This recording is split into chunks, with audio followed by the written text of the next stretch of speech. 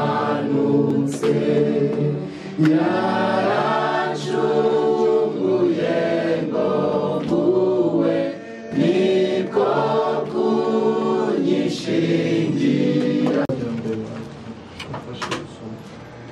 Erega burya abari mu butware bwa kamere ntibashobora kunezeza Imana. Abari mu butware bwa kamere ntibashobora kunezeza Imana. Iki cyanditswe uyu murongo akenshi nyine mu idini barawifashishaga nyine kugira ngo batujyane mu gikarabiro, ariko urazi iyo uri munsi y'ubutware bw'ikintu ni ukuvuga ngo nta jambo ufite, nicyo kigufiteho ijambo kandi nacyo kidirije, nicyo kiyoboye ubuzima bwawe. Kandi murabizi ko kamere itandukanye, kamere no kwizera ni ibintu bitandukanye. Kandi iyo usomye mu Baheburayo 11:6, umuntu utizera ntashobora kunezeza Imana. Ni ukuvuga ngo ahangaha ntabwo batubwiye zakora cyangwa ibindi bintu, batubwiye kwizera gusa. Rero umuntu agitandukana n'Imana, hinjiye akantu k'akavirusi kitwa kora. Uyu munsi rero ibintu bibiri bihari birwana, cyangwa ibintu bibiri bibangikanye ni ku isi kugeza uyu munsi ni kora na izere. Kuko mu muntu hakinjiramo ako kavirusi, ibyaje byose, yaba amategeko kwa Mose gukomeza imbere, byose byari biri muri kora. Rero Kristo cyangwa Adamu wa kabiri ntabwo yagombaga kuza agomba gusubiramo interuro wa mbere yakoze. Niyo mpamvu atigeze, niyo mpamvu usomye Jean 3:16, Yohana 3:16, nta hantu Imana ntiyari kongera gusubira muri kora, ahubwo yagaragaje kwizera igikenewe. Imana yarakunze, kuko mu gukunda harimo package y'ibintu byose. Ni ukuvuga mu gukunda harimo gukorera umuntu, mu gukunda harimo gusetinga buri kintu, kwitanga. Irakunda, irangije iratanga umwana wayo ngo kugira ngo umwizera, ntabwo avuze uri gukore ibintu ABCD, umwizera, kuko ako kantu umwizera wese hirya kuri Adamu wa mbere ho ntabwo ari cyo haje kora.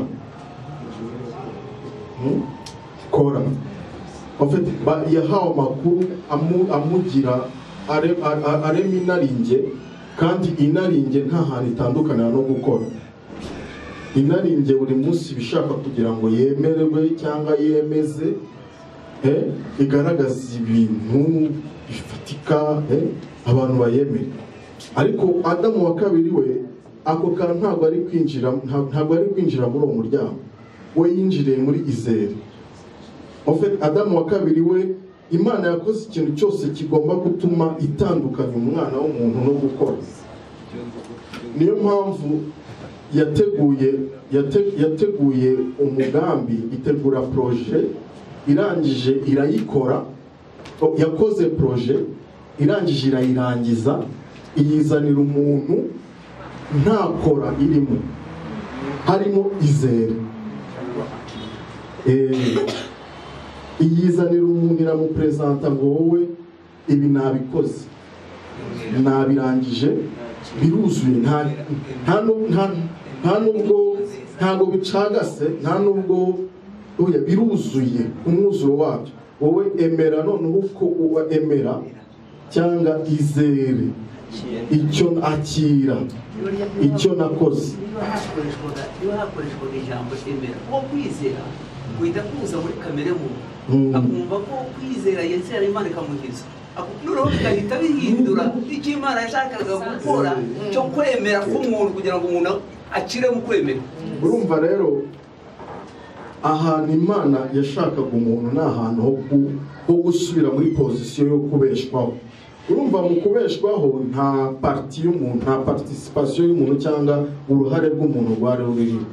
Hariho ibintu byose byari byararemwe bishyirwa aho ngaho umuntu kugira ngo abigenderemo.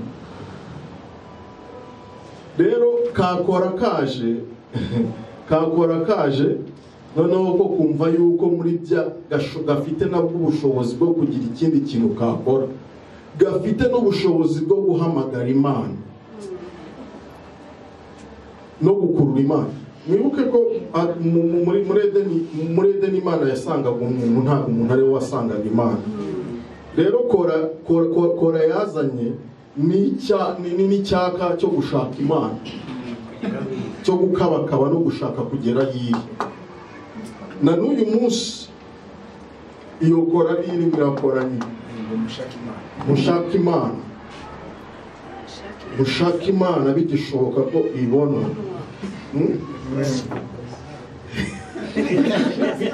So urumva rero ikintu afite diru hagati y'umwana w'umuntu n'Imana ntabwo ari ibyo ugomba gukora, ni ukwizera uwakoze akarangiza buri kimwe cyose, noneho kandi we yakoze, we yari ari mu gitekerezo cyangwa yari azi plan, yari azi ibitekerezo by'Uwiteka n'icyo Uwiteka yashaka cyari kumushimisha, kuko nicyo kintu cyonyine cyashimishije umutima w'Imana.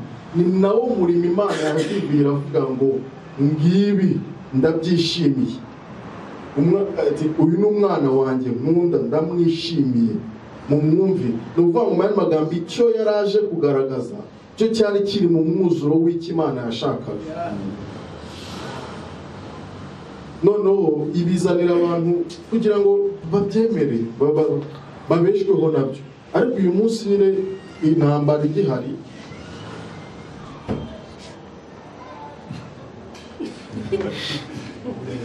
amen. Baramubaza bati tugere dute ngo dukore imirimo y'Imana? Arabasubiza ati umurimo w'Imana nguyu ni uko mwizera uwo yatumye. Umurimo w'Imana nguyu ni uko mwizera uwo yatumye. Aho ngaho se hari akazi ashyizemo? Ntabwo kabisa. Ni ukwizera icyakozwe ubundi ugatuza maze ubundi ukabaho. Rero urumva niho hantu umwana w'umuntu yapfiye. Niyo mpamvu uyu munsi abantu biyangaje mu kurwana na kamere. Urumva ibaze kurwana n'ikintu kikurusha imyaka. Nukuri Yesu yaratworoheje. We yaraje areba yuko abo bantu Imana yararebye avuga ati abo bantu barimo barwana n'ikintu cyabatanze kubaho, noneho ibitworohereza akazi. Ariko biratangaje ko na n'uyu munsi umuntu adashaka kuruhuka, agishaka kujya mu kurwana. Abantu bareba football ni nko gufata nk'ikipe yo mu karere ka hano mu Rwanda ukayihuza na Manchester cyangwa na Arsenal, maze mu bitekerezo byawe ugashyiramo yuko iyo kipe ishobora gutsinda, Manchester ishobora gutsindwa nako gakipe ko mu Murenge ahangaha i Kigali. Ufite ni ibintu bitabaho, ni mission impossible. Rero iyo mission impossible nacyo umuntu akirwana nacyo. Urumva gushaka gukora, gushaka kugira ngo wemeze Imana, uyereke ibintu runaka, maze wikubita ingingo nayo yemere kabisa, yumve ndayemeje. Kandi ko iyo twabaga tuvuye mu gusenga abana wabaga wumva hari ukuntu uhagaze neza, uhagaze neza kabisa, wanahagarara n'imbere y'abantu kabisa, wabona noneho n'abantu barimo bararira. Hari igihe noneho byageraga wakikubita no hasi, batanga narindi mu yandi mavuta. Kandi ukabona abandi bantu batari abo bantu, ni abantu bari hasi, n'abanebwe. Hahita nkunda Yesu rero waje gufata ibyari biri hejuru, arabimanura bishyira hasi, rero ibyari biri hasi abishyira hejuru. Yesu yaje muri Yesu nta cyiciro cy'ubudehe kibamo. Buriya ibintu by'ibyiciro by'ubudehe byazanywe n'uko umwana w'umuntu yataye Imana. Urazi Imana yaremeye umuntu akazi ngo akore. Muri Adamu yamuremeye umurimo. Buriya akazi kaje nyuma, kuko akazi kangaja bosi kakangaja na salere, ariko umurimo ni uwawe nyine. Ni ukuvuga ngo ni wowe bosi, wibereye bosi. Rero iyo habayeho bosi, ni ukuvuga ngo habaho abantu bagomba kuyobora, bagomba guhabwa amategeko, ubusumbane bukaza. Niyo mpamvu hari abantu baba bashaka, hari nk'umuntu ejo bundi twaganiriye yari ku murongo yamugarika abantu ngo banyura abandi ngo imbere kwa kundi uri kumwe uri ku murongo, umuntu agahita aza agahita mwuziranya, agahita aza akakujya imbere. Abantu banyura imbere ngo ikigo twese tuba tugomba kugira, ariko mu isi ni uku nguku bimeze, kandi ni nacyo kibazo abantu baba mu Rwanda nacyo batazigera bakemura. Ntabwo mu isi hazabaho uburinganire, ntibibaho. Mu isi ya Adamu wa mbere ntihazabaho uburinganire, kubera ko hazabaho gutya na gutya, habaho ubundi ikimenyetso guteranya no gukuba nabyo byazanywe n'icyaha. Urumva haba harimo umubare munini n'umutoya. Hariho ibintu, hari ubusumbane, hariho abakire, hariho abakene, hariho abafite byinshi, abafite bikeya, hariho. Rero mu muntu igisubizo cy'umuntu kiri ahantu hamwe, kwizera umwana w'Imana. Kiri ahantu hamwe, kwizera Kristo. Ndatangara cyane yuko abakristo bavuga ngo ni abakristo, batigeze bavuga ngo ni aba Yesu, kuko Kristo n'uwazutse bari babonye ubuzima bw'umuzuko. Babona ubuzima bwa Kristo, aba ari bwo butuma babahamya ngo ni aba Kristo, kubera ko ahabo n'ibyabo hari havuyeho, hari ubundi buzima burimo burakorera muri bo. Rero icyo ngicyo nicyo amadini arimo ararwanya, ndetse yuko nyine ntacyo bazabikoraho, kubera ko nyine uko nguko iyo virusi yarinjiye. Bajya baba ngo tugenda tuzana virusi. Twavuye mu idini batwita ngo turi ba debande, ngo dufite igice, ibaza abantu ngo dufite igice kinini cy'abantu ngo twayobeje, ngo twanduje, ngo twashyizemo imyumvire. Kubera iki? Ntabwo urumva ubutumwa bwiza. Iyo umenye Kristo uranyurwa, nanjye namumenya nkanyurwa. Noneho navuga ugafashwa, nawe wavuga nkafashwa. Ni ukuvuga ngo nta byiciro by'ubudehe bihari, ariko impamvu ki mu idini barwanya ni uko ubutumwa bwiza buza busenya ibyiciro by'ubudehe. Niyo mpamvu bimwe mu byo badusenyagamo ngo abantu basigaye batinyuka kubaza abashumba. Ni ukuvuga ngo hari umuntu uri hariya w'umubosi, urumva udakwiye kubazwa icyo avuze cyose n'icyo ngicyo uramenya, kandi wowe nta kintu ushobora kuba wamwunguza. Oya, we nta kintu amavuta wasizwe. None se arakubwira ngo yabyutse saa 8 z'ijoro arimo arategura we ku bwawe wirirwa wowe wari wiryamiye. None urumva uwo muntu muri wamuhiriye yishurirwa se, wamwungura iki? None se abwirwa n'iki ko nawe utari ku mavi? Nyine we kubera ko nyine urumva niwe marayika yicaye. Pastor, niwe iby'Imana binyuramo agashyira abantu. Oya, reba systeme ukuntu yubatse. Haba hari ni nka nuza, ni nka banyumba 10 kugenda kuzamuka kugera hejuru. Systeme ni kuba yubatse. Ni ukuvuga ngo hari abadiyakoni, hari umukristo, akazamuka umudiyakoni, akazamuka, noneho bikazagenda bikagera kuri Mose neza ngo po ku mushumba. Ni ukuvuga ngo nyuma naho icyo gishushanyo kucyona buri munsi nkibaza ikibazo, none se hejuru y'uyu ni ukuvuga ngo biroroshye kukubwira ko ari ugera ku Mana. Oya, systeme yose igira kugira ngo azakure. Urumva abantu bamunyuramo munsi, urumva abantu bari mu cyiciro cy'ubudehe cyo hasi, nk'umuntu uri hariya hasi kugira ngo azajye kunyura kunoza ku bakuru b'itorero azamuke agire gute n'iki ujye hejuru maze ubundi ujye kuvuga. kandi uwo hasi ntakwiye kuzana ihishurirwa atari bo uri hejuru kandi ariwe wegereye Imana ari ku gicu wowe nawe urumva we aramanura akabishyira hasi aragenda akavoma hejuru ku Mana akabishyira hasi wowe ntacyo ufite cyo kuvuga icecekere. Ariko Kristo Yesu ashimwe ko bamwe yabahaye kuba abandi kuba kugira ngo itorero ry'Imana yahaguke. Imana ituhane.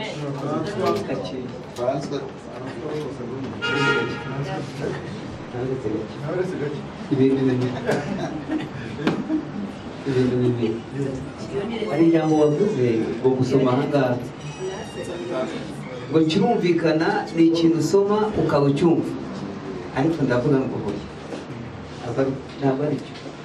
harimo ibishobora kumvikana ariko harimo n'ibindi bidashobora kumvikana.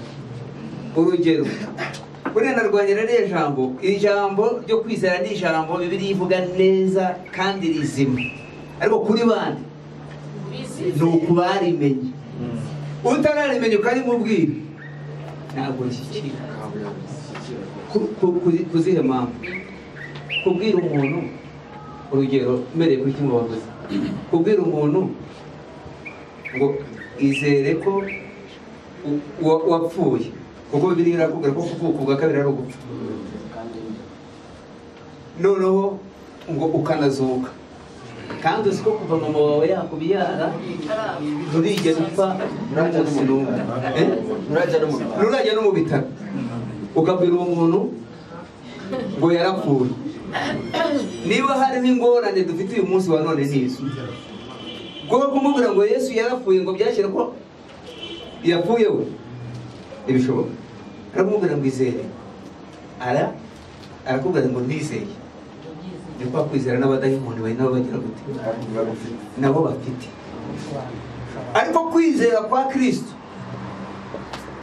kwizera kwa Kristo ni ukumenya neza kandi ntafite utanashidikanya, noneho ukavuga ngo ni jye wapfuye, ni jye munyabyaha wapfuye, ni jye munyabyaha wapfuye. noneho rero uvuga ngo kwizera, ahari numva navuga mu Kinyarwanda kugira ngo ahari umuntu yumve, ngavuga ngo emera, kuko ni ukwemera icyo Kristo yakoze. noneho wamara kwemera icyo Kristo yakoze ukavuga ngo ndacyakiriye, wamara kwakira icyo kintu Kristo yakoze ukaba wujuje kwizera. kuko hari debate ngenda nibyo urabona biravuga ko kwizera cyakora abamwemeye bakizera. ntakivuze icyo ndiho mvuga niba bakurikiye neza. nakubwiye ngo icya mbere ni ukwemera ko Kristo yapfuye, ubu wabyemeye ko yapfuye. noneho wamara kwakira ko Yesu Kristo yapfuye, ikiba gisigaye ni ukuvuga ngo ndabyizeye nubwo namubona, sinigeze mubona, ndabyizeye ko ari ibyanjye. noneho rero kuvuga ngo arapfuye aranazutse, ndabyakiriye, ndabyemeye, bigize ibyanjye. ni ukuvuga ngo rero kwakira ibyo bintu kandi bitarakubaye niko kuvuka. kwakira ibyo ngibyo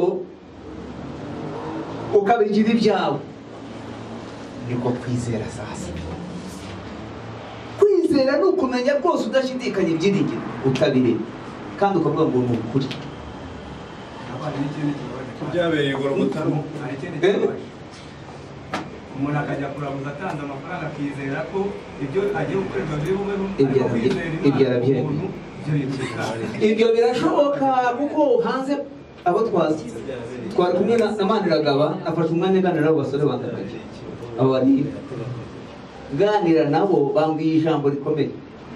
bambwiye bati rero, bati twebwe ibintu biradutangaza, ati umusinzi w'inywera icupa rye, abazikora aho ngaho gusa, atari kugiye kureba yibera yakitira muri za nzoga ze atari kwa witwa baroko usanga ari bafite kuraguza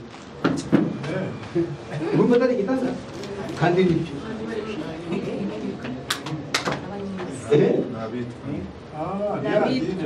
ni hadini urumva abitwa kubera iki kubera wa mutima ubwo twari dukwiye ku kintu ukagendana n'umuntu muri murasengana mwagwenda munavuye no mu cyumba yagera hariya ngo mu izina rya Yesu mu izina rya Yesu akaje kose bakuroze akaje kose wabaye ikibito ni ukuvuga ngo umutima wawe ni umutima w'ubwoba gusa ni umutima w'ubwoba gusa nta kindi kintu kikurimo ariko kugira ngo uvuge ngo Kristo muri njyewe noneho wumve Kristo mbaraga zanjye Kristo buzima bwanjye uyu munyembaraga ufite niki kintu kigutera ubwoba umunyembaraga atuye muri wowe nuko ubyemera utamufite icyo ninashidikamo nuko ubyemera utamufite ariko wemera ko ufite umunyembaraga niki gituma umwana adashobora kujya hanze atajyanye n'umubyeyi nuko abazi ko atari kumwe n'umubyeyi igisimba cyamurira hanze ariko yari kumwe n'umubyeyi aricara akajya kuri toilette wayashaka ukaba bwamukeraho kuko bivuga ko afite umuntu akeneye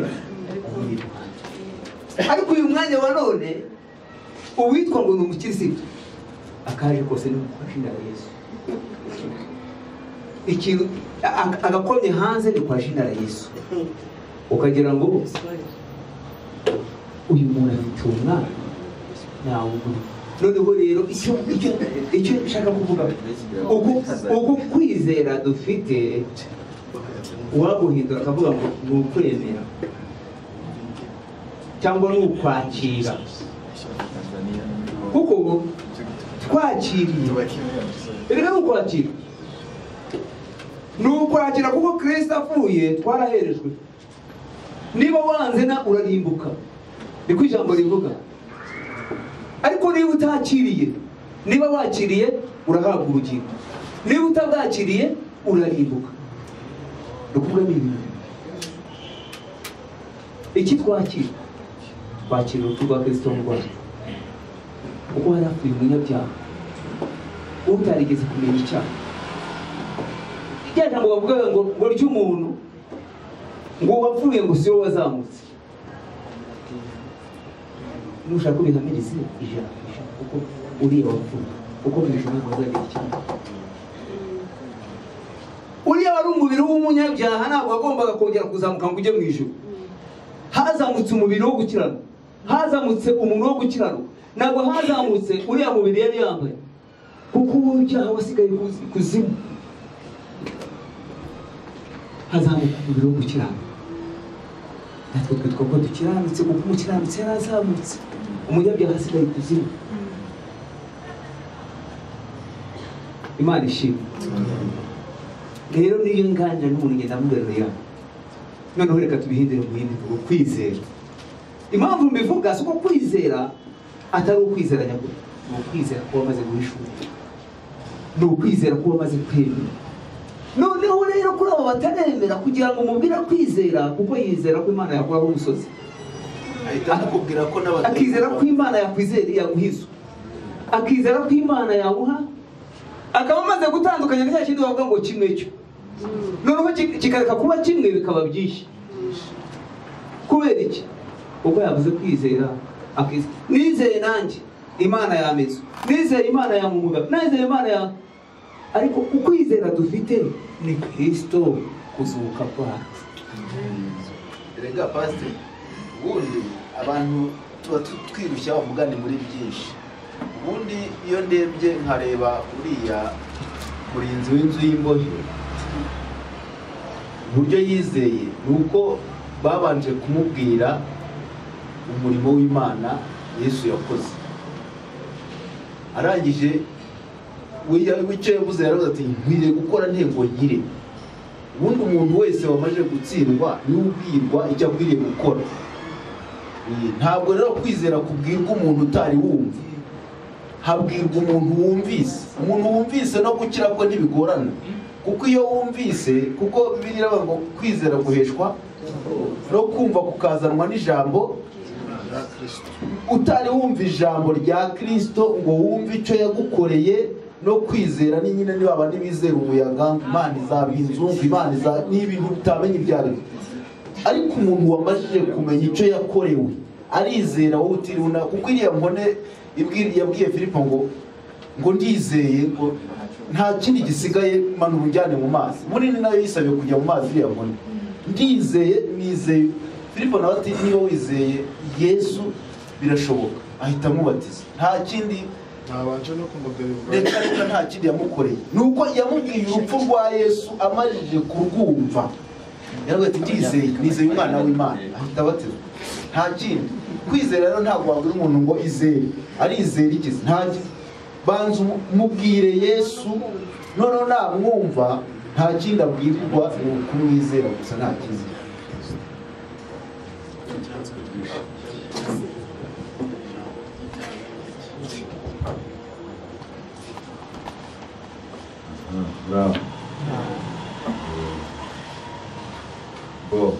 sinzi aho ndi buhere, ariko ibintu bya byose Jerome yatangiye ashyiramo akantu k'akarungo, ibyo kurya pasiteri yari amaze kuducomekamo. uyu muvandimwe kugira ngo mwamwumvise ni umushyitsi, ariko urabona ko iyo umuntu yahuye na bene se mu by'ukuri nta bushyitsi. Aravuga nk'ubwira abantu basangaho, ntaho yitega, ntacyo yikanga ngo nimvuga ngo abantu baraza kunyumva bato wapi. Kandi natwe turamwumva nk'abamaranye igihe. nta rekomandasiyo yazanye.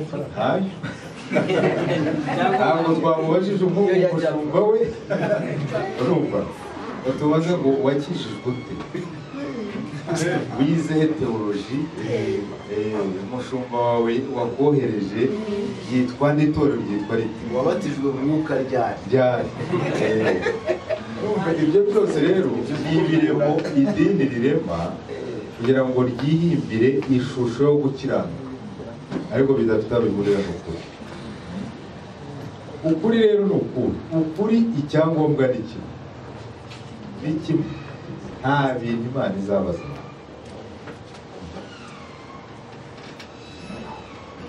Buriya Imana ni nziza mu by'ukuri.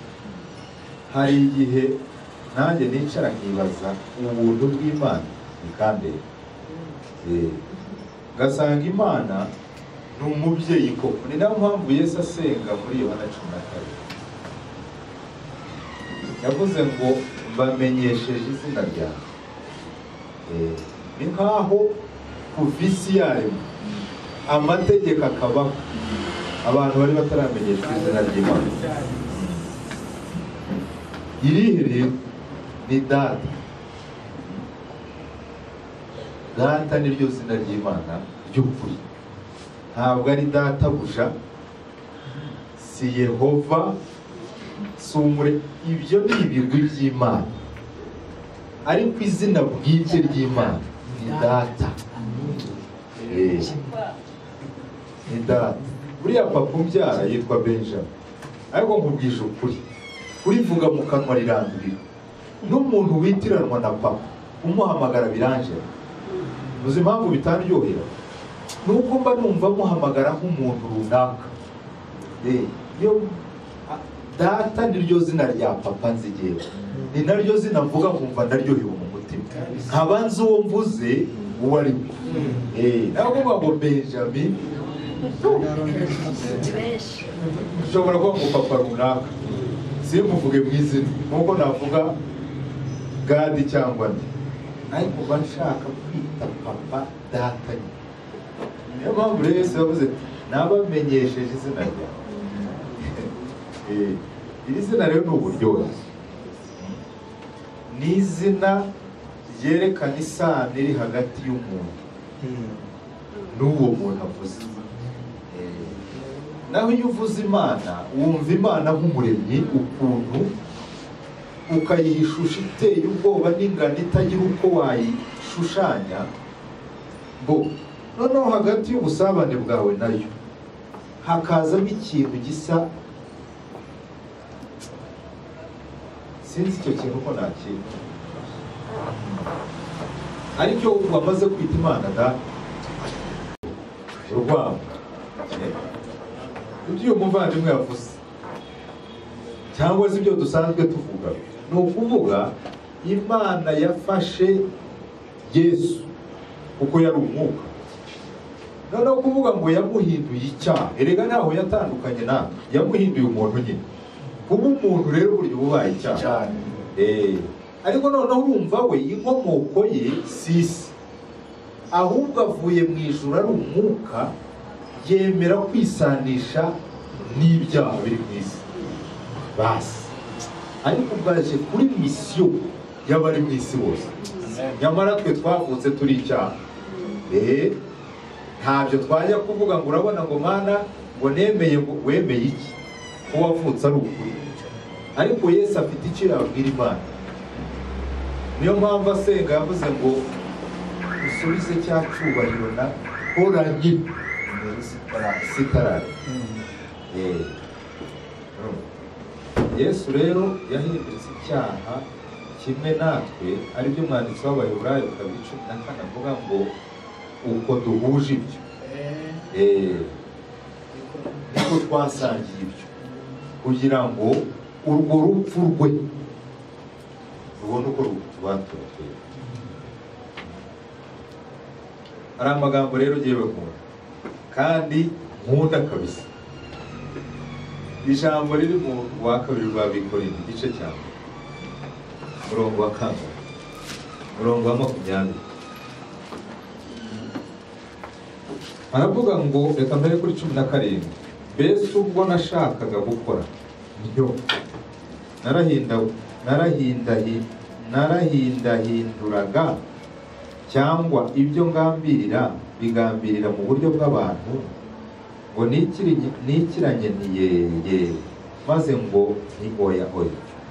Ahubwo nk'uko Imana ariyo kwizera, niko n'ijambo tubabwira atari ye, maze kandi ngo oya.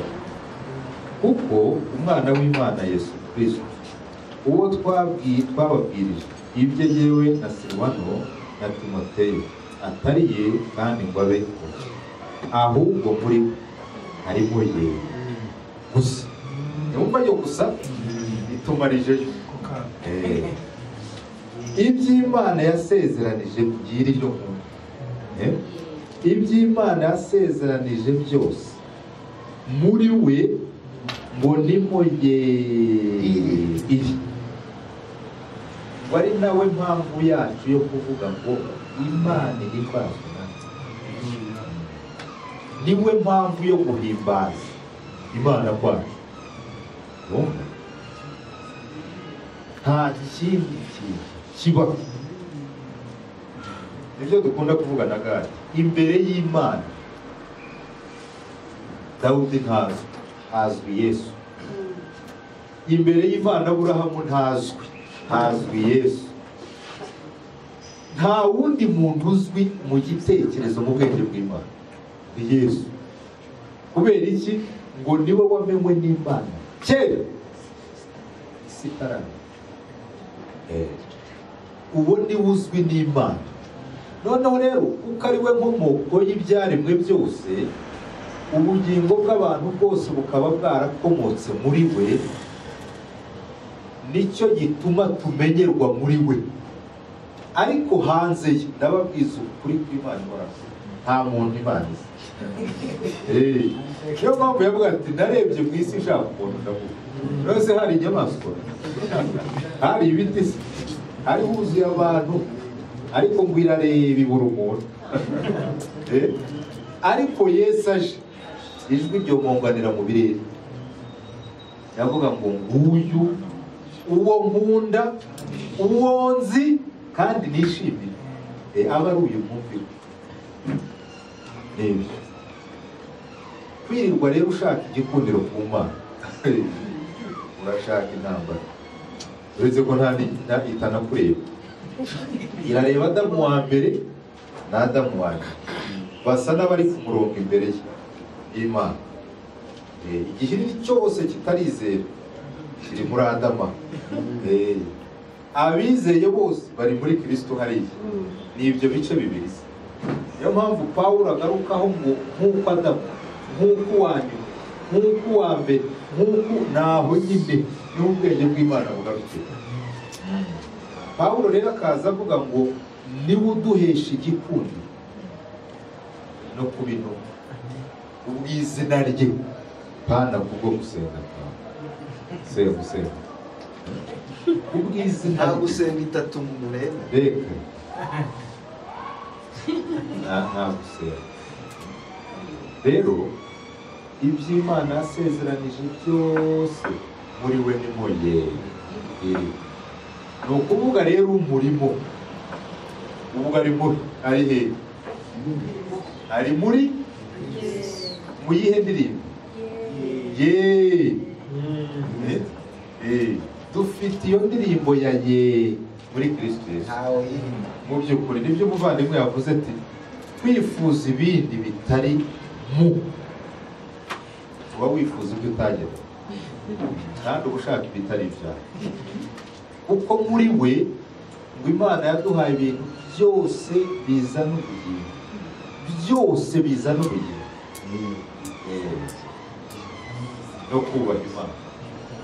Ntabwo rero kubaha Imana tugushakira mu masengesho byo si ibyawe ugiye gushaka.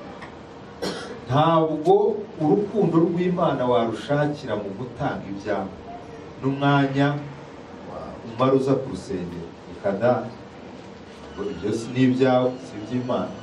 Ariko icy'Imana yari itunze cyose ikabona ko gikwiriye urubyaro rwayo yakidebye muri Yesu. Muri we rero turi muri ye.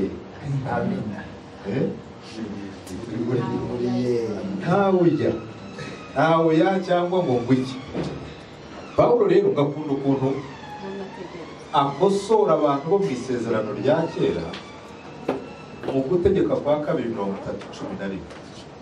Imana yabwiye Abayisiraheli aya mategeko mbahaye sayo kubananira. Nicyo gituma mudakwiriye kwibaza ngo ninde uzatwambukira inyanja.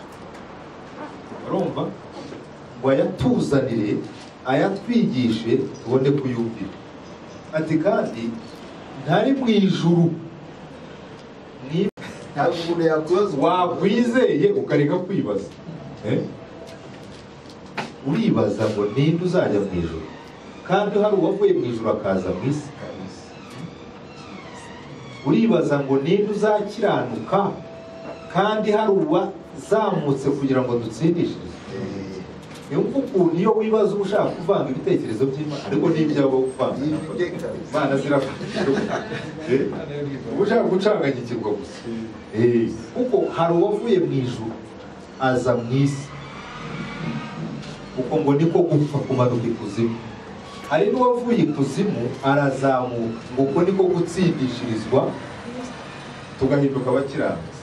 Ari byo Yesu avuga hariya muri Yohana 14. Ntabwo ati by'icyaha gukiranuka ni iby'amateka. Icyaha ni ikihe? Ukutizeye. Gukiranuka ni ukuhe? Ni uko nzutse nkazamuka nkajya kwa Data. Iby'amateka ni ibi. Ni uko umwami w'iy'isi bahaye igiciro akazi ke kararangiye. Rero bavandimwe ni ukuri twashyizwe ahantu mu bwiza bwa bundi Petero avuga ngo bahishura n'ubwiza bwajyaga kwiheba. Turi muri ubwo bwiza rero. Turi muri ubwo bwiza. Mbese mugani wa pasiteri kuza hano ni uguserebura gusa kugira ngo hari ukuntu ibyiringiro bishobora gukora, hari ukuntu bizima, hari ukuntu biryama. Ninde wabivuze? Uriya mugabo niwe wabivuze, uyu mupapa bavuze ati yaratwumvise noneho bisa no gushitura ibyari bimurimo. Yumva hari ibyiringiro, hari ukuntu yumvaga Imana, ariko kuko ari wenyine muri iyo si kandi ari guteranye n'abantu benshi, akabura umuntu umukongeza, yumva akumva umutima araryoshye, ariko aha agasa n'ahavangirwa, bigatuma ibyiringiro bye bigira inzitizi. Yani nayo mpamvu tujya tuvuga mu by'ukuri ibi bintu byo kuba ngo guterana mu ngo ngo warizeye nta kibazo, ntabwo warimbuka, ariko kubwisha ukuri kubura mu materaniro uranereza ni ukunyagwa pe. Nk'uyu muntu nta bintu yavuze ntazi igihe, ariko nkubwisha ukuri kumwumva, hari ugiye maze n'undi uri kumva ibintu bwa mbere, kumva hari ukuntu ndi kuryoherwa kurusha uko ngewe mbibwira abantu kumva n'inyuma bigatuma nsubira mu byatsi ibi bintu ko nsanzwe mbivuga katari uku nanjye iyo mbivuga byumva. Iyo turi hano ku wa mbere kugeza ku wa kane tuba turyohewe udashobora kumva. N'ibyo rero ibindi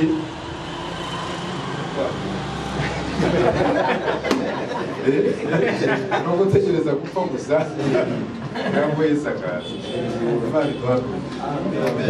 Birimbira ibyo wapfiriye, yamuze mfite ibyaha narararutse, wambonye mw'iki Kristo, ukaza mw'isi ukamfira, wambonye mw'iki Kristo, ukaza mw'isi ukamfira, yasize ingoma ye nuko aramanuka, baramusuzugura ntibamwemera, hari inshuti nkawe se, yakunze abayihinyuye, hari inshuti nkawe se, yakunze abayihinyuye, baramushingije bashashe imyambaro, gozana umwami Kristo, bukeye barahinduka, bati nabambwe bukeye barahinduka, bati nabambwe bafashe umwami ubwo baramuhemura, bagize umwambuzi babamba Kristo, ibyara byihanganira, ngo abone uko aducungura, ibyo byose ibyara byihanganira, ngo abone uko aducungura, yavuye mu ijuru aza muri iyi si, abura aho yarambika umusaya we, apfira ku musaraba, ngo nanjye ngeze mu ijuru, apfira ku musaraba, ngo nanjye ngeze mu ijuru, ntabwo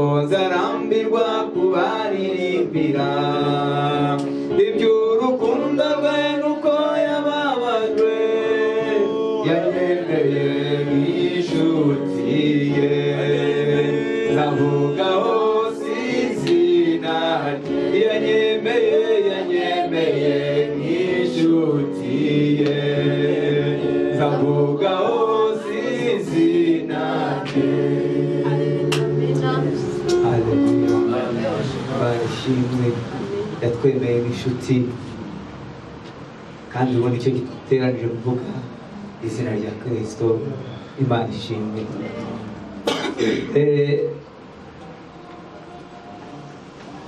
Sinzi umwanditsi wavuze ngo tuvuze ibya Gidiyoni, tuvuze ibya Baraki, tuvuze ibya natwe tugivuze ibya Kristo no gutandukana ntabwo twatandukana, ariko rero icyo nzi ni uko hari igihe kimwe tuzaho tudatandukana, hari igihe tuzaterana ubudatandukana.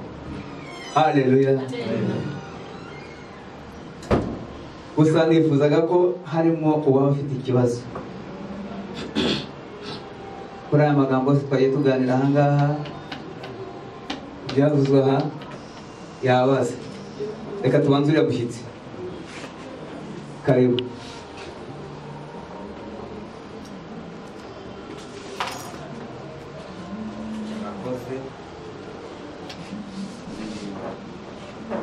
Nababwiye ko ari itike nkoresha, ari igihe nkoresha, ibyo ndimo gukoresha nk'igishoro kugira ngo menye icyo ntazi.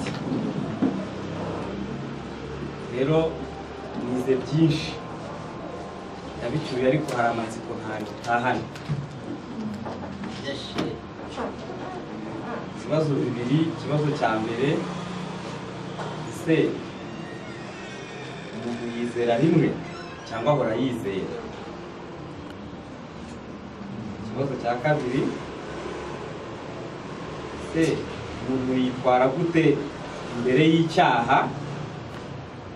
A, agihagaze imbere yacyo, cyangwa se yagikoze.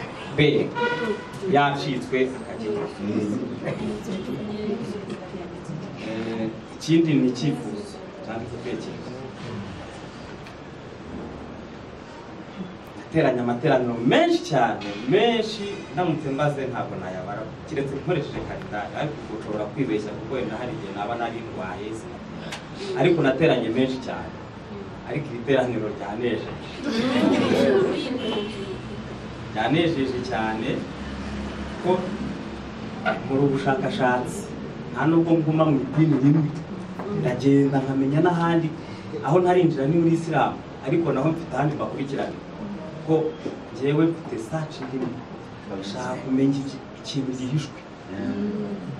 gihishwa abize cyane, kigaragazwa n'abize cyane cyangwa n'abatunze cyane. Ndashaka kumenya icyo kintu, ndagishaka. Icyifuzo cyanjye rero ni iki: kubona amateraniro nk'aya aba ameze nk'aho ari skills cyangwa se utuntu dukeya, udusamari, mbese ntabwo bituruka imuzi n'umuzingo, ahubwo ndimo ndibaza se ko twiga ibintu nk'ibi tukabitahana kenshi, tukaba twaragiye twizera yuko n'ubundi twagendaga twiga utuntu tudafite amahame shingiro. Ese ko mufite ibintu byiza byigirwa he nyirizina? Tega amatwi isaha imwe cyangwa ebyiri, umuntu agataha, wenda agataha nabwo abivuga uko bisa ko yabyumvishe gusa. Murakoze.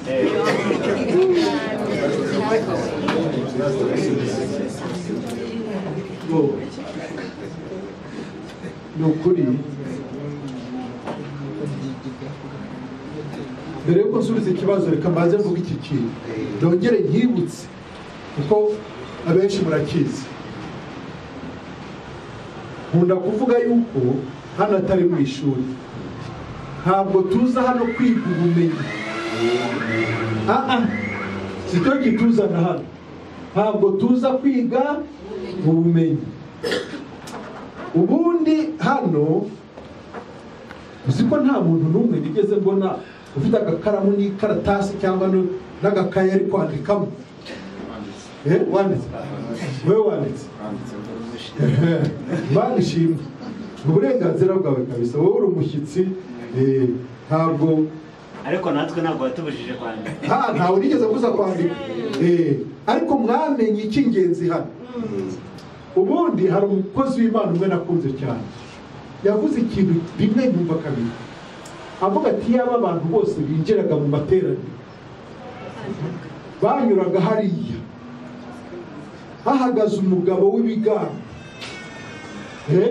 ufite inkota ityaye, noneho akagenda bahushuraho umutwe, kuraho umutwe akawusiga hariya, noneho bakinjira, umutwe ukaba usigaye hariya. Mu materaniro hakaza umutima gusa, abantu bakaza bazanye umutima. Bataha wenda bakongera akamusubiza mu mutwe bakagenda, ariko umutima wagiye n'ikintu, kuko ubundi byose bipfira aha ngaha. ubumenyi ni bwiza ariko Pawulo avuga iki ngo butera kwihimbaza ubumenyi butera kwihimbaza ngo ariko urukundo nirwo rugira nirwo rukomeza haleluya natwe rero iyo tuje hano ubundi tuza hano turi abana b'Imana baje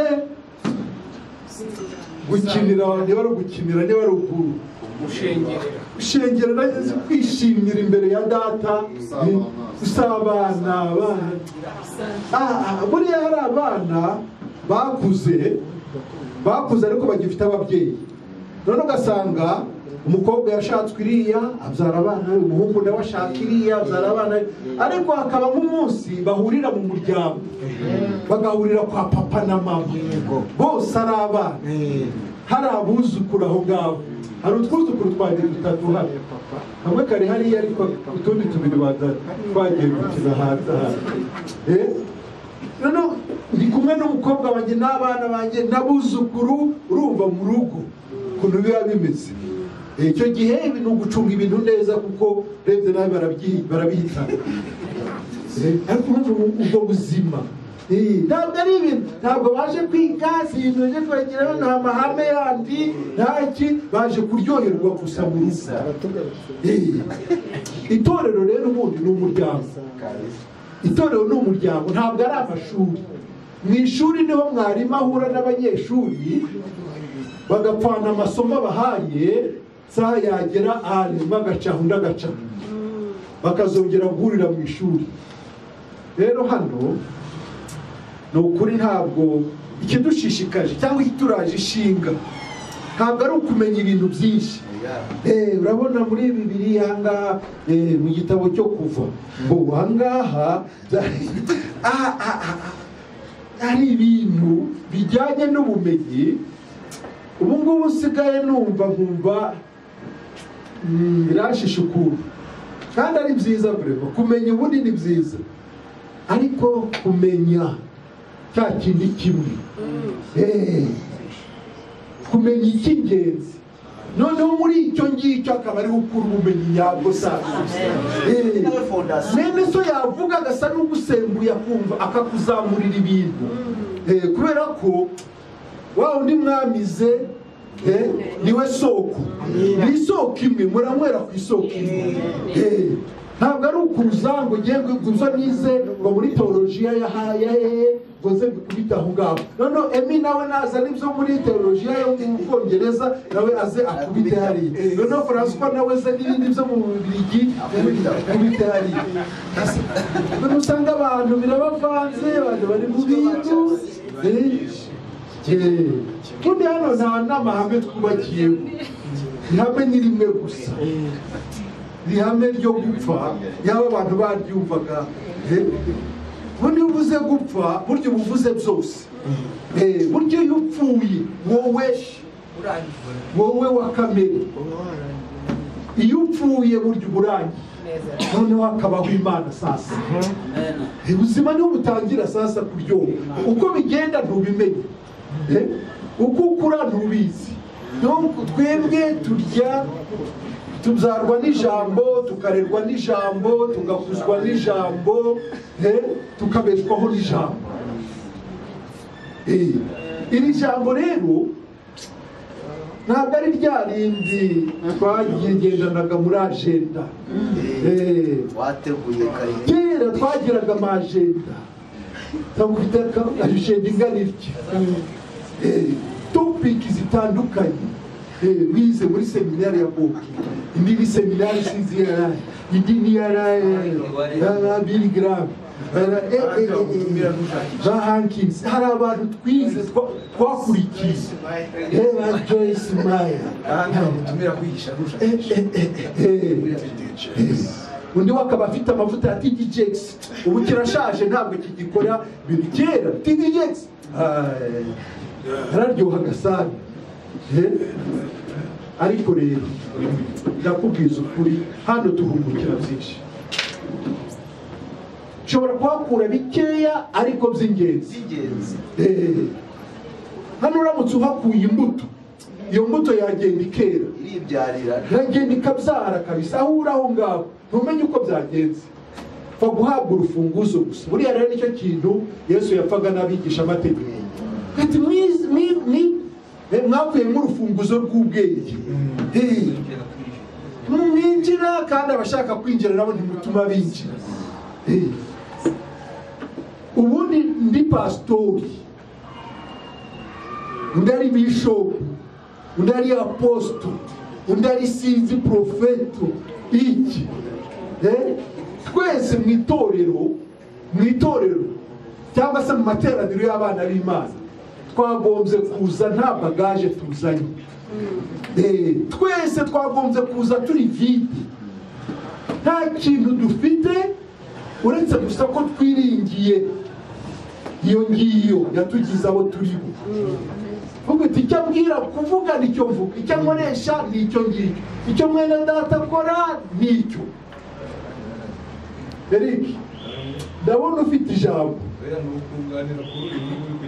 oya bunganira kabisa ngwino hano kwanza maze n'iminsi kwanza wowe utavuga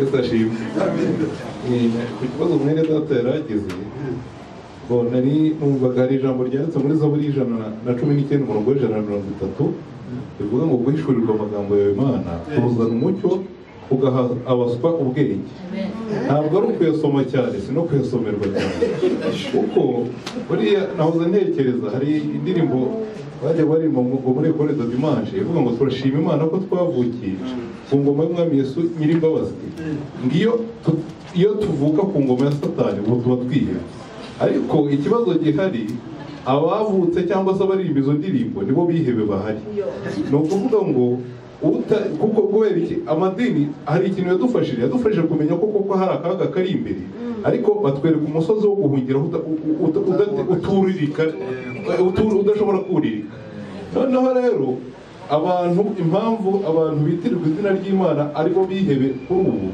utarimbuwe yamenye ko kurimbuka kuri we ariko utarimbuwe n'ibyo yakoze ararimburwa n'ibyo atakoze sinzi niba birimo kumvikana hari ibyaha wakoze ariko nanone hari icyacu mutatanze ubwo no kuba kimwe mbese ni ukuba ahantu mu mfunganwa n'ubuhengamira hano ubundi hariya urasanga urimo kwikura ubwo rero impamvu nari nkoresheje ririya jambo rya Zaburi 130 hari ikintu Pawulo yavuze ngo abayuda barashaka ubwenge abagira iki bagashaka ibimenyetso ariko si ngombwa kugira ngo umuntu yakira agakiza biturutse kuri bwa bumenyi bwinshi kuko ibimenyetso abagira ikibo ni formule niba umbwiye uti rimwe guteranyaho rimwe ni kabiri nutazana amabuye ngo yegeranye ari abiri tubibare turebe ko ari kabiri sindi bubyemeze umugira iki nawe umuyuda nawe akabwira Yesu amubwiye iby'urusengero ati urakora ikimenyetso cyo ngo tubwize ni ibyo ngibyo bahoragamo ariko icyo nari nshatse kuvuga ni uko amagambo twahishuriwe ni ukuvuga ngo nk'ubu ijambo rivuga ngo Imana yakunze abari mu isi cyane bituma itanga umwana wayo w'ikinege kugira ngo umwizera wese atarimbuka ahubwo ahabwe ubugingo buhoraho twari dusanzwe tuyazi si byo se uwanejejwe n'aka gakiza ayo magambo yari asanzwe ayazi ariko noneho ukibaza mu gihe yari ayazi bwa mbere yararisomerwaga ahubwo agahita apfukama avuga ati Mana uzampa ubugingo buhoraho ariko ubu byarahindutse kubera guhishurirwa amagambo y'Imana kubera kuyahishurirwa umuntu aravuga ati Mana ndagushimye ko ubugingo wabumpaye numvaga rero icyo erega buriya reka mbabwira nababwiye umusozi uturirika buriya kera bigeze kutubwira ikintu turimo kurwana nacyo tweretswe uburyo bwo gutwara kamere no kwiruka ku isi ariko ntibishoboka bigeze bambwira agatekerezo mu gihanganire gato nkababwira injangwe inturo ebyiri inturo abantu babaye mu giturage banza arimo bazizi ni injangwe ni amapusi aba mu gasozi y'ibihomora izo njangwe rero ni ukuvuga ngo iyo ni ukuvuga ngo zirya inkoko zikajya mu rugo zigatwara inkoko iyo yatwaraga inkoko rero umuturanyi uwo itwara inkoko yavuzaga induru n'abandi hirya no hino bakavuza induru ati ngicyo ngicyo rimwe rero nk'ingore n'ingabo ziragiye zitwaye inkoko noneho ingabo niyo yari yitwaye bazirukankanye zirakomeza ziriruka noneho ya ngore iravuga ati siko badutugaritse iyo nkoko wayijugunya hariya bakaturika noneho birakomeza biriruka yibwira ngo noneho bigeze aho nkoko ya nturo y'ingabo irayijugunya irangije kuyijugunya noneho bakomeza kuzirukankana noneho yangwa ikavuga atari ko wajugunye umubu atari ko nkoko nayijugunye ahubwo ntabwo tukirimo kuzira inkoko ahubwo turazira ko turi inkubu rero mwabantu mwe muziruka gatuma uruturo aba ari igitangaza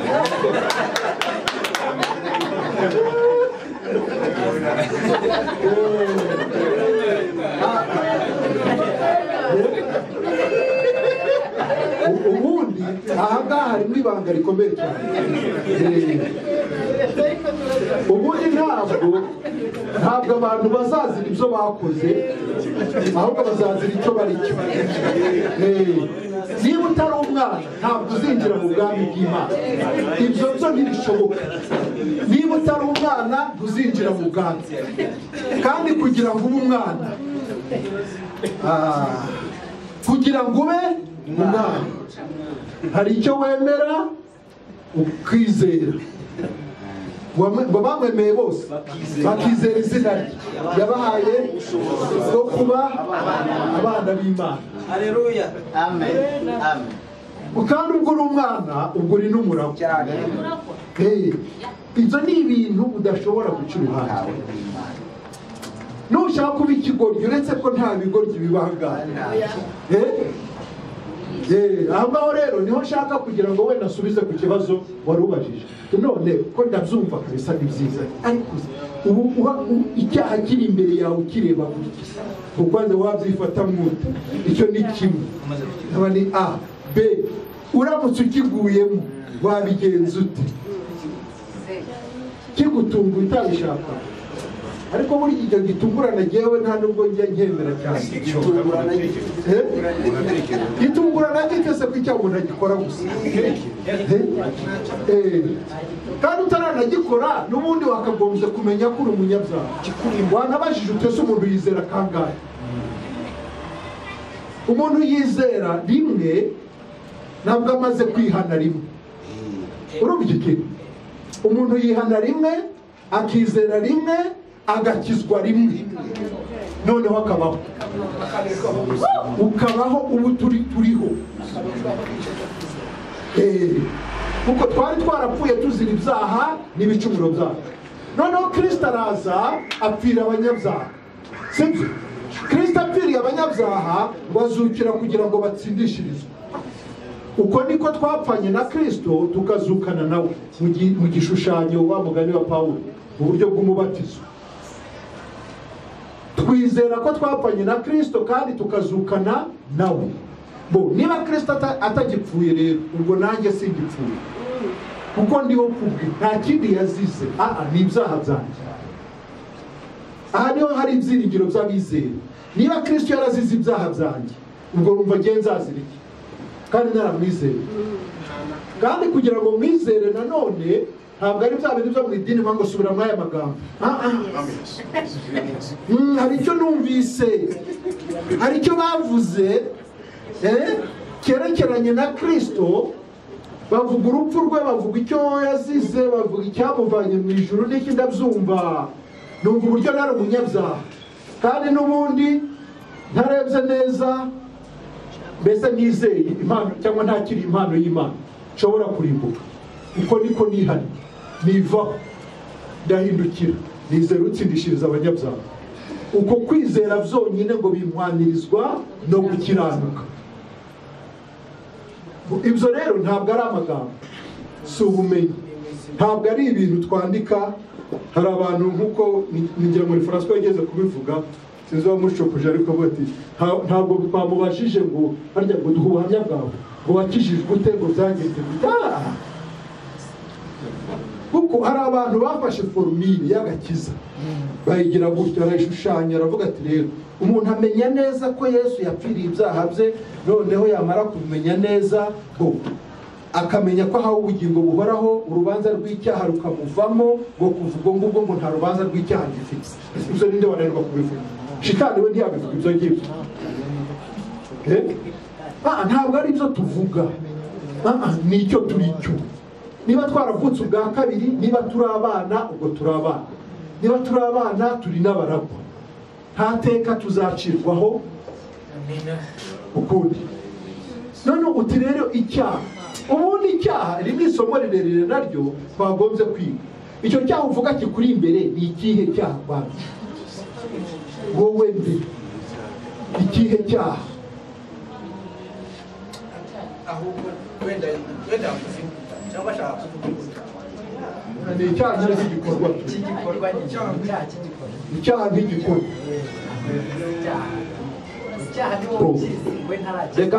Reka mvuge nahuranije noneho nudasobanukirwa kwa kane wabone kwa kane ujya ugira akanya kwa kane utari mu masaha y'akazi bo igihe icyo ari cyo cyose ubonetse ikigoroba kuva kuwa mbere kugeza kwa kane tuba turi aho saa 11:15 tuba turi aho kuva kuwa mbere kugeza kwa kane. Ariko kwa kane ho dutangira kare twirirwamo kugira ngo tubone umwanya uhagije wo kuba twaganira n'abantu, kuko nubwo tudafite amasomo apanze ukuntu twigisha abantu, ariko kandi ijambo ry'Imana riturimo. Ku buryo rero umuntu ufite ikibazo ashobora kuza kubaza tukaba twagira icyo tumusobanurira. Ariko ikintu nashaka kubwira ni iki ngiki, twebwe uko tubona aha ngaha twese, sinjye kuvuga ngo twese, ariko sinzi niba hari umunyabyaha uraha. Twebwe twizera Yesu Kristo n'icyo yakoze, ntabwo tumwizera bimwe by'idini nk'izina gusa, ngo wizeye umwami Yesu ngo subira muri aya magambo ngo Yesu ndakwizeye. Twese uko tumwizera, twebwe twizera icyo Yesu yakoze. Bibiliya ivuga ngo icyo umwana w'Imana yerekaniwe ngo ni ukugira ngo amareho imirimo yose ya Satani. Urubyo ki imirimo ya Satani yayimazeho ntiyayimazeho, ako ni akabazo. Noneho twasoma nanone no mu Baheburayo igice cya 1:3, amaze kweza no gukuraho ibyaha byacu aragenda yicara iburyo bw'Imana, arabyejeje abikuyeho. Wajya mu Baheburayo 10:10 ugasanga haranditse ngo uko gushaka kw'Imana niko kwatumye twese tubiheshejwe n'iki, nuko umubiri wa Yesu watambwe rimwe gusa kugira ngo babe bihagije iteka. Twebwe rero n'ibyaha ubu twaciye ukubiri, aho duhurira niho ntazi. Ariko kandi ku muntu utarasobanukirwa nyine ijambo ry'Imana, umuntu ukiri umwana cyangwa se utaramenya gutandukanya nyine icyatsi n'ururu, ashobora kurema icyaha, akarema icyaha. Ariko akiremye niwe ukiremeye kubera kutamenya aho icyaha kiri. Pawulo wari umaze kumenya neza gutandukanya umuntu wa kera n'umuntu mushya. Uyu nguyu niwe wavuze ati nzi yuko muri jye, ni ukuvuga ngo muri kamere yanjye nta cyiza kibaho. Icyaha rero ntabwo dukwiriye kugishakira hariya, ni kamere y'icyaha. Ari nayo mpamvu twihana. Kwihana rero ntabwo ari byo tuvuga ngo Mana mbabarira nibye, Mana mbabarira nabeshye, Mana mbabarira nasanga. Ubwo siko kwihana. Twihana kamere yacu y'ubunyacyaha kugira ngo twakire kamere nshya y'ubumana. Niyo gusa yatuma tudakora ibyaha. Nabo ni kubwa kavukire. Ngo natwe twarabo gucirwa witeka kimwe n'abandi bose. Nta wakwikubita ku gituza ngo gengo ngo nta cyaha kimbamo ngo bugende uwera ndiki. Niba turabera ntabwo ari ku bwacu. Uko kwizera kwacu niko kwanesheje iby'isi. Imbere y'Imana twitwa abakiranutsi, nyamara si ukubyitwa gusa, ahubwo niko turi mu maso yayo. Nyamara twebwe twishatse n'icyaha, nibyo navugaga, icyaha ushobora kukirema yabana kikakubera icyaha kabisa. Ariko niba waravutse ukabura umwana w'Imana, ntabwo uko kukirema kwawe ariko nanone kukurimbuza. Aha naho byumve neza, kuko abigishijwe inyuguti bakubwira yuko icyaha cyose uko cyaba kingana kose kizarimbuza umuntu. Ukoze icyaha ntiwihane, imodoka ikakuhita nanone ahangaha, ubwo feri ya mbere n'igihe n'ubu uko upfanye icyaha. Urumva uwo ntazi icyaha icyo ari cyo. Icyaha ni ukutizera, icyo nicyo kizarimbuza abantu. Ibindi ni imirimo ya kamere. kandi kamere turayifite mpaka kugeza dupfuye niho tuzatandukana n'uyu mubiri cyangwa se kamere y'ibyaha. Ariko kubwo kwizera Yesu Kristo rw'Imana itubonyeho amaraso direct nta rubanza itwita abakiranutsi.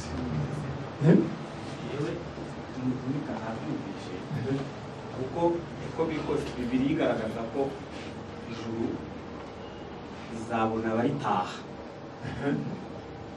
kandi ikindi nzi ni uko muri sanse figure nta munyabyaha uzinjira mu ijuru, ariko muri sanse propre uwatsindishirijwe na Kristo azagerayo. Icyanzanye aha ni uko nzi ko nta muntu n'umwe udakora icyaha. Kuba narabumvishe nkashimikira nza kumva ibyo muvuga, hari kugira ngo menye neza byuzuye ibintu mwavugaga, kugira ngo nsibe burundu ibyo nize imyaka yose, kugira ngo ntangire ubuzima bushya bwo kwemera icyo nizeraga ntazi icyo ari cyo. Nicyo kintu nta kindi rwose. Bari gumugisha. Ubundi ku bana b'Imana icyaha ni inkuru ishaje. Bosco washaka kuvuga iki? Ninde undi?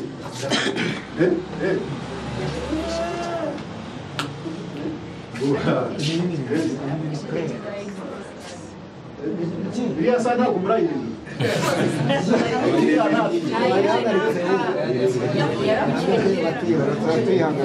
iriya tuyibona nk'ibambwe.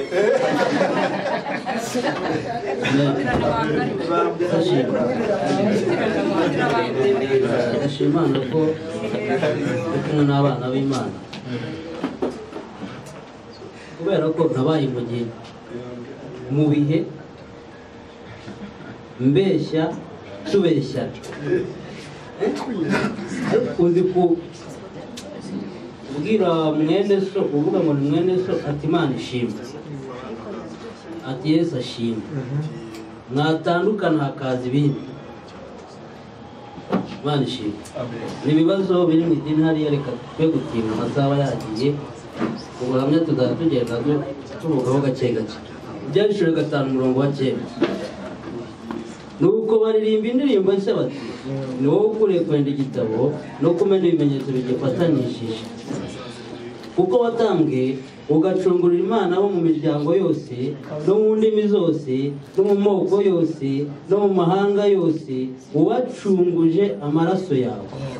Umurongo wa 10, ukabahindurira Imana yacu kuba abami n'abatambyi kandi bazima mu isi, kandi bazima mu isi. Nabyo Imana ishimwe cyane. Aya magambo jewe maze igihe gito nyahishuye, kandi Bibiliya natangiye kuyisoma guhera mvuga ngo wenda nkijijwe muri 2005. Imana ishimwe. Ni ukuvuga ngo aya magambo ndashima Imana ko iteraniro ry'uyu munsi abantu bose Mwuka Wera asa nkaho yatuye ahantu hamwe. Sinzi ukuntu duhereye kuri papa wacu, uyu mugabo ndamukunda cyane, avuga ibintu mbyumva kenshi.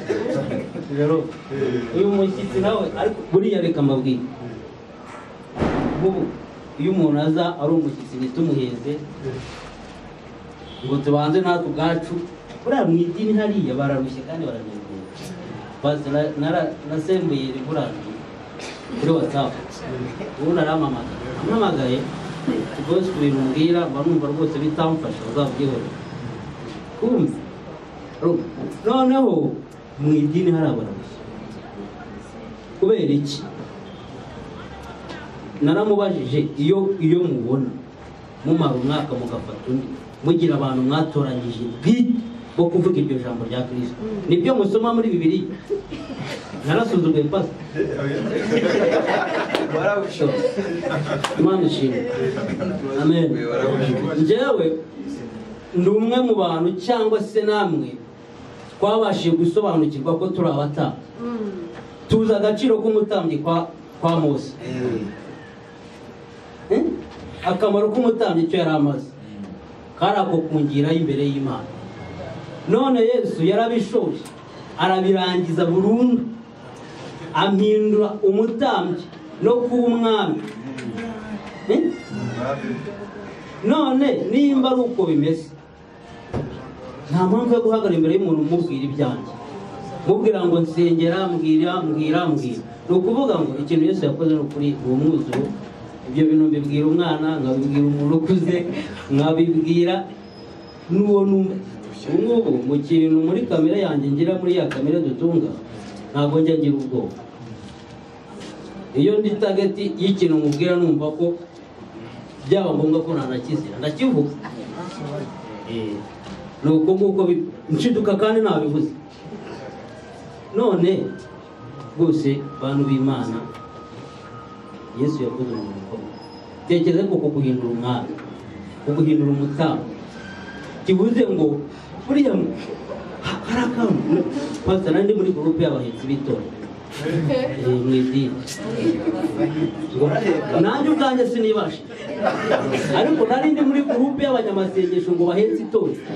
N'ubu birahari. Ibyo Yesu yakoze. Naranganiriye n'umwe muri mugoroba, n'umwe muri abo ngabo.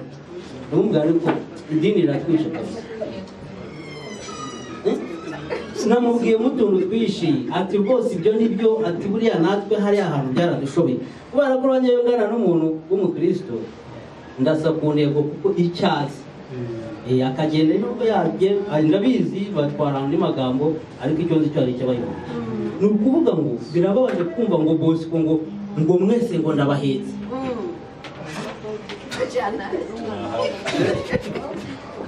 Ibyo byabayeho namwe murabizi ko mwayibayeho. Pastor none nimba nge amateraniro yo mu idini hariya mu gitondo umuntu usenze atangiye iteraniro yirukanye abadayimoni, uje mu kanya arasenga birukana abadayimoni, yebana taranti ayimare yirukana abadayimoni. Uje kuvuga ijambo pasiteri najya gusoza mukuru arirukana abadayimoni, ati sunika icyo ngicyo gifashe imigisha yawe, sunika icyo gifashe mu nda yawe dufata muri. Urumva ibintu biri hariya, kwizera kuri hekweke. None bakavuga bati Bosco we warapfuye kubera ko wizeye ngo uri mu buntu, ariko ibyo ngibyo ntibiri. Ni ukuvuga ngo abantu bararushye. Reka hari indirimbo ntabwo nzi kuririmba ariko ndayibuka twari turirimba. Nari narahabiye kure maze Yesu arambona, aramfata, aranzamura. Nubwo ntayize neza ariko reka garukira. Imana ishimwe. Ni ukuri nari nararushye, iyo ndeba bene data barushye, ariko uzi kuba ungubu njye mbigereranya, njye nakoze akazi gakomeye by'amaboko, nabaye umuyedi, narahinze, uzi kuba wikoreye umutwaro wenda w'ibirisha, umuntu akakubwira ngo zana nkuruhure, ukamukorera nawe akakwakira, ugasigara umeze nkaho ukikoreye. Mu bintu by'umwuka cyangwa se mu by'ijambo ry'Imana, umubare w'abantu benshi mbona bakikorera, ntabwo bashaka gutura kandi baratuye iby'ukuri. None se ubu niba ijambo ry'Imana ritubwiye ngo yaduhinduriye kuba abami n'abatambyi, ngo kandi tuzima mu isi, ikibazo kiri he? Ariko ndimo ndarwana kubera ko pastor yavuze ati Bosco wowe genda usenge iminsi 5. Hari igihe nari mfite akabazo, akantu nari ndimo nubaka mu mujyi wa Kigali, nyine namwe murabizi iyo wubaka bitemewe nuko hari hanze babishaka, baraza bakagasenya. Ibyo murabizi. Mpamagaye Reverend namubwira nti mumfashe gusenga, ati tugiye gusenga ngiye no guhamagara groupe, atari ko yeba ntagarara kabisa, Imana irabikora. ntabwo nyiri muri uwo mubare ubu ngubu nongera kukubaka nahagarara mu kwizera kakarinda kuzura nkiza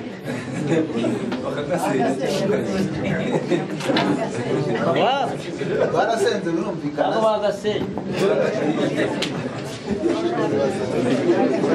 kubaka kandi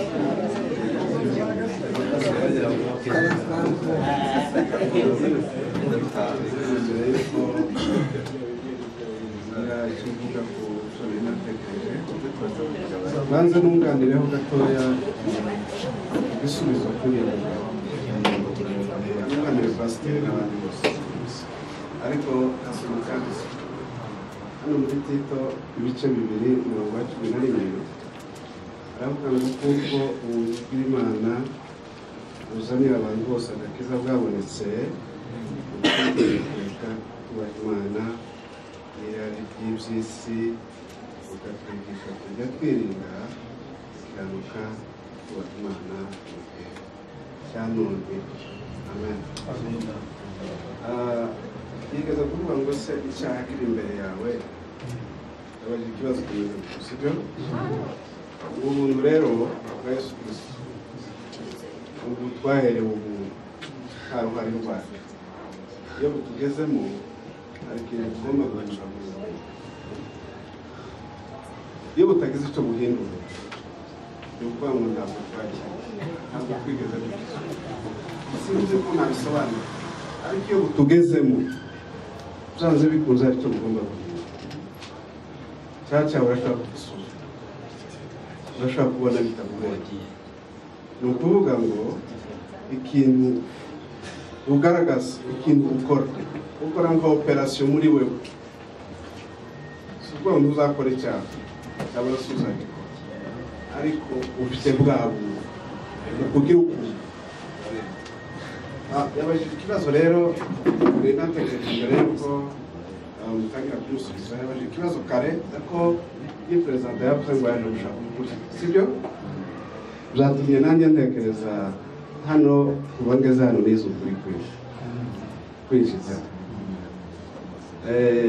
twagiye twiga ibijyanye na cya cumi ibijyanye no kwiyeza ibijyanye no kwihana ibijyanye no kuzamuka za Kanyongera n'ahandi ibyo ngibyo twarabimenye cyane kandi Imana ishimwe ariko nasanze hari ukuri nanone tugomba kumenya tutakunze kuvugwa hano iyo dusomye hano nako ntiturakugeraho wenda buriya bintu biza gahoro Timoteyo wa mbere ibice 3:16 ikibazo ngikuriye ko icyigisho François duhaye hari ijambo yavuze ndaza kurivuga bitekereza Timoteyo wa mbere ibice 3:16 aravuga ngo suko twishidikanya ubwiro bw'Imana nanone tugifite zarakine twakuye hariya mukunze kuvuga mu matorero bakatwigisha butagatifu baba baratwigisha n'amayobera icyo kintu kiracyaturimo bakatwigisha Imana eshatu noneho baratwigeze kuvuga ngo Imana ngo nta wundi ibona kubona Yesu n'umurinzi wavuze ngo witeka mucamanza iyo mbonye amaraso ntakiri urubanza ukundi mbonye tukiranutse nibaza mbese ukuri ntabwo wenda hazaba topike kuganira kuri uko kuri wenda na Trinite kugira ngo tubisobanukirwe tumenye ibyo ari byo wenda amasaha yatambutse hazaba undi munsi abantu bakabiganira bakamenya ukuntu Imana ari imwe ariko igakora mu buryo butatu cyangwa se bakamenya ko ari eshatu niba bishoboka niba ariko bimeze cyari gitekereza ariko murakoze cyane ukuri Imana igumugisha guverinoma adusoze ntabwo twakwishinga ibya Yesu ngo tubivuze hajya n'indi wabivuze hano ibya Yesu bo Imana ibaha umugisha kubwo kwihangana kwanyu. Ni ukuri amasaha ahantu ageze ntabwo